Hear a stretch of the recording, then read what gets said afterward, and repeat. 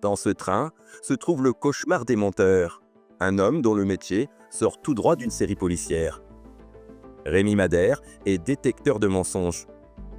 Dans sa discrète mallette, une petite machine capable de démêler le vrai du faux. Son nom, un polygraphe.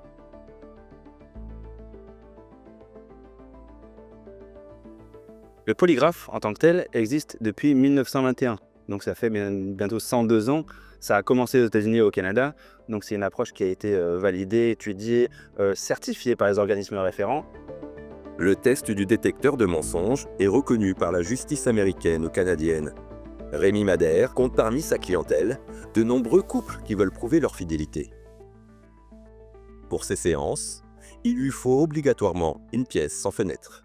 Et voilà, donc du coup, on se retrouve ici donc, dans une salle qui est parfaite pour un test du polygraphe, car donc elle est opaque et ça permet de respecter la confidentialité de mon client. Et surtout, vous avez donc une pièce où je vais me retrouver uniquement avec la personne examinée, qui me permet donc de garantir un maximum de fiabilité à ma cliente. La cliente, ce jour-là, est une personne de notre entourage qui a accepté de jouer les cobayes. Sabine, 39 ans, est mariée depuis 10 ans. En raison du questionnaire très intime auquel elle va être soumise, elle préfère garder l'anonymat. L'expérience fait peur, c'est une expérience atypique que l'on voit souvent dans les séries policières. Donc de la vivre en vrai, quelque part c'est un simulacre de garde à vue. Bonjour, Rémi Madère. Je s'habille, c'est bien ça? Sabine, oui. Si vous voulez bien me suivre. Ces tests sont très encadrés, notamment pour être sûr que la personne n'a pas été forcée par un mari jaloux. On va passer par la partie administrative. Donc, vous avez un premier papier qui concerne le formulaire de consentement, donc pour dire que vous êtes là de façon volontaire et de votre plein gré. Et ensuite, un deuxième papier qui concerne la protection des données. J'aimerais pas que ces informations soient divulguées. Tout ce qui va se dire aujourd'hui reste confidentiel. Merci beaucoup. Exceptionnellement, nos caméras sont tolérées pour filmer une partie du test. Avant de commencer, l'expert équipe la cliente avec la panoplie du polygraphe. Donc, on va placer ces deux pneumographes pour la respiration. Donc, pour les placer, vous allez mettre vos mains comme ceci et lever les bras. Voilà. Est-ce que ça vous serre pas trop? C'est bon? On va mettre, donc, comme chez le médecin, donc sur votre bras gauche. Ici, un tensiomètre pour mesurer la pression artérielle. Et enfin, donc, ces deux petites plaques métalliques qui vont se placer au niveau du bout des doigts et mesurer la transpiration.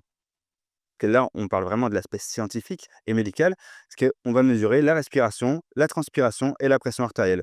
Donc, c'est grâce à ces variables que je vais pouvoir déterminer si la personne ment ou me dit la vérité. Enlève l'air tout de suite, ça va le bras? Ouais, ça. Alors, ce qu'il faut savoir, c'est qu'il n'y a vraiment aucune différence entre homme ou femme. C'est-à-dire, ça a vraiment. Moi, je me focalise uniquement sur l'organisme de la personne. Comment elle va réagir à mes questions? Comment elle va réagir au stimulus que je vais lui présenter? Le test va commencer.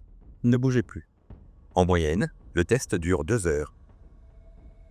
Donc, la première question, c'est par rapport à vos comportements d'infidélité, allez-vous répondre honnêtement? Oui. L'expert alterne questions anodines et questions liées à l'enquête qu'il répète parfois plusieurs fois. Est-ce que votre prénom est Sabine? Oui. Avez-vous eu une relation extra-conjugale? Non. Sommes-nous en France? Oui. Sommes-nous en juillet? Oui. Avez-vous eu une relation extra-conjugale? Non. Évidemment, je vais poser des questions à la personne qui peut la mettre justement, on va dire, mal à l'aise. Êtes-vous assise? Oui. La personne va avoir des réactions physiques, ce qu'on appelle le langage paraverbal.